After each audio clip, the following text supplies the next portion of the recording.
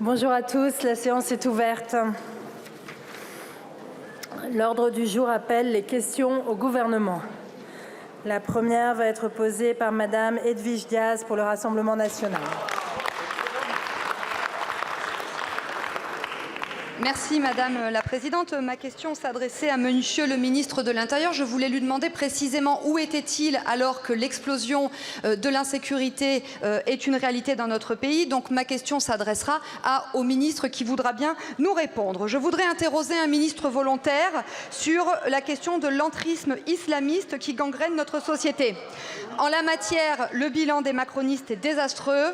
Des morts, des blessés, des victimes innocentes, une explosion de la proportion de femmes portant le voile islamiste, la multiplication des atteintes à la laïcité au sein des écoles, une augmentation des attaques à l'encontre des élus qui dénoncent courageusement l'instauration de la charia, l'infiltration de l'obscurantisme islamiste au sein des associations sportives, culturelles, des grandes entreprises, des organisations étudiantes, syndicales et même de la vie politique, avec pour les élections européennes, comme en 2019, une liste soutenue par l'Union des démocrates musulmans français.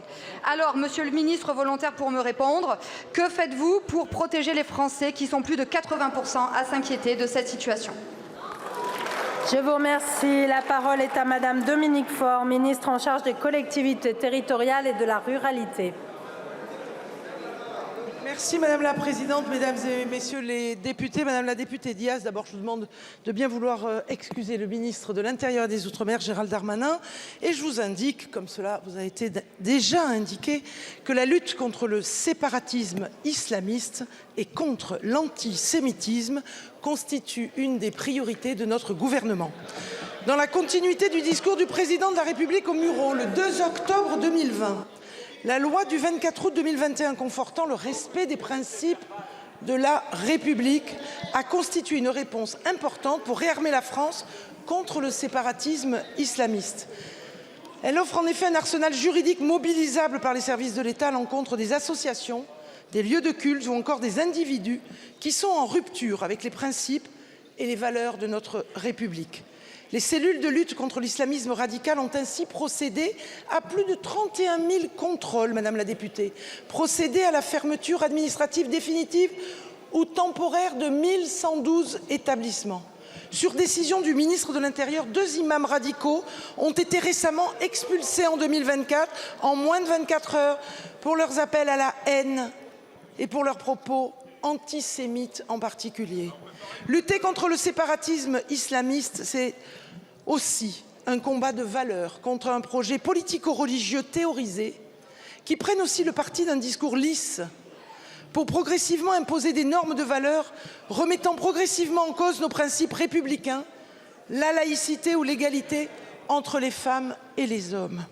En application des orientations du Conseil de défense, le ministre de l'Intérieur et des Outre-mer et le ministre de l'Europe et des Affaires étrangères ont confié à l'ambassadeur François Gouillette et au préfet Pascal Courtade une mission sur l'influence de l'islam politique en France et particulièrement sur la mouvance des frères musulmans. Soyez amusée, Madame la députée, moi je ne le suis pas.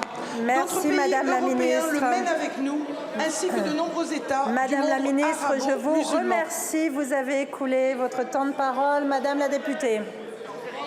Merci Madame la Présidente. Madame la Ministre, votre réponse n'est absolument pas à la hauteur. Moi, je voulais vous demander pourquoi on ne vous entend pas, ni vous, ni vos eurodéputés, vous opposer aux décisions prises par Bruxelles qui a alloué des sommes considérables avec l'argent des Français à des organisations liées au frérisme telles que le FEMISO, l'ONG ENAR ou l'association Al-Fana. Pourquoi n'expulsez-vous pas les islamistes étrangers, ne fermez-vous pas les mosquées radicales? Pourquoi ne mettez-vous pas un terme à l'immigration massive, terreau du communautarisme et de l'islamisme? Bref, qu'attendez-vous pour mettre en œuvre les propositions protectrices que Marine Le Pen a compilées dans une loi dès 2021 et qui ont été rappelées par Jordan Bardella à l'occasion d'une conférence de presse en décembre dernier? Je n'ose penser, Madame la Ministre, que c'est par peur de froisser l'Association des musulmans de France, ex-UOIF, qui a appelé à voter au présidentiel pour Emmanuel Macron. Je vous remercie. La parole est à Monsieur le Président